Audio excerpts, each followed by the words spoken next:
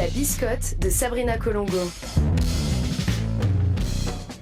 Il y a quelques jours, le Conseil fédéral a rejeté la motion visant à interdire la vente de smartphones aux enfants de moins de 12 ans. La raison invoquée, selon lui, la loi aurait été trop contraignante. Oh là là, ben oui, imaginez, les enfants de moins de 12 ans n'auraient plus pu acheter de smartphone. La privation de liberté individuelle chez les individus prépubères riches aurait juste été folle, quoi.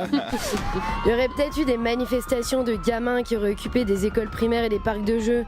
Messieurs, dames, méfiez-vous des black blocs de la cour de récré, ils sont prêts à tout. Visualisez, au loin, un groupuscule cagoulé essaye de remonter le toboggan à l'envers tout en scandant « Rendez-nous Candy Crush, rendez-nous Pokémon Go !» Un peu plus loin, un enfant aux cheveux gominés portant un tout petit costard affirme devant les caméras de BFM TV « Moi je suis un baby TikToker, je fais comment pour bosser ? On me prive de mon outil de travail en fait. » C'est vrai qu'il a l'air très ambitieux ce gosse. Blague à part, c'est légitime de se demander ce qui a poussé le Conseil fédéral à refuser cette motion. Parce qu'honnêtement, c'est pas très clivant l'idée que les enfants devraient être mieux protégés vis-à-vis des écrans et des réseaux sociaux.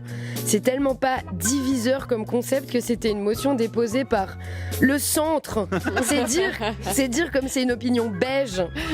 Alors pourquoi ce refus surprenant ? J'ai plusieurs théories. La première, est-ce que Guy Parmelin est en fait secrètement Steve Jobs, qui cherche à protéger les intérêts de sa précieuse entreprise ? Pour ce faire, il se dissimule habilement sous les traits d'un vigneron vaudois débonnaire. Le plus dur pour lui, faire semblant de ne pas biter un mot d'anglais. Autre possibilité. Tous les conseillers fédéraux sont en fait des parents et ou grands-parents qui ont entièrement lâché la rampe avec l'éducation de leur descendance. Leur boulot stressant ne leur permet pas de s'en occuper pour de vrai, donc ils délèguent leur taf de rôle modèle à une tablette. Malin. Bon, en réalité, je me dois être de bonne foi.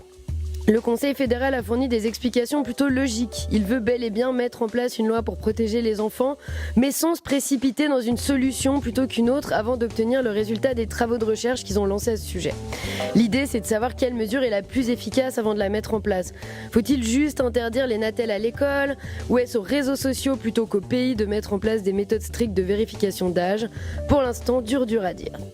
Alors bien sûr, en attendant, l'essentiel reste de responsabiliser les parents. Mais déjà, pas facile d'être crédible devant ces gosses alors qu'on est soi-même complètement accro. Perso, j'ai pas encore d'enfant, mais je cumule 6 heures d'utilisation de mon smartphone en moyenne par jour. 6 heures, c'est nettement plus long que la nuit de sommeil que je viens de me taper avant la matinale de couleur 3. Laissez-moi 3 secondes pour bâiller, s'il vous plaît. Et certes, j'utilise pas mal mon attel pour travailler, mais sur les 6 heures de temps d'écran, il y a une bonne moitié consacrée à regarder des recettes de cuisine que je ne reproduirai jamais. Autre aspect non négligeable, c'est hyper tentant pour les parents de se reposer sur les écrans comme sur des béquilles. Franchement, je comprends. Les pauvres doivent jongler entre carrière, vie sociale, famille, sport, c'est infernal. Alors quand ton couple frôle la rupture parce que ça fait des mois que t'as pas ken, est-ce que c'est pas juste humain de foutre Mathéo et Lola un petit moment devant la tablette dans le salon, hein ?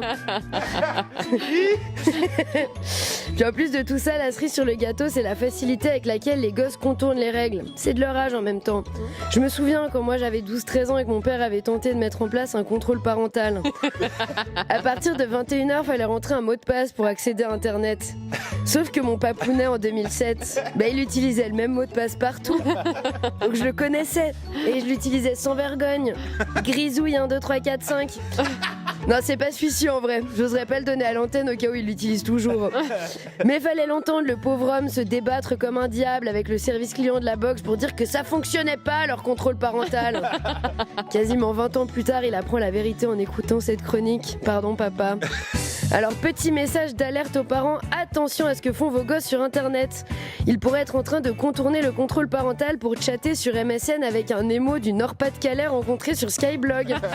Ça, je me fais pas toute jeune.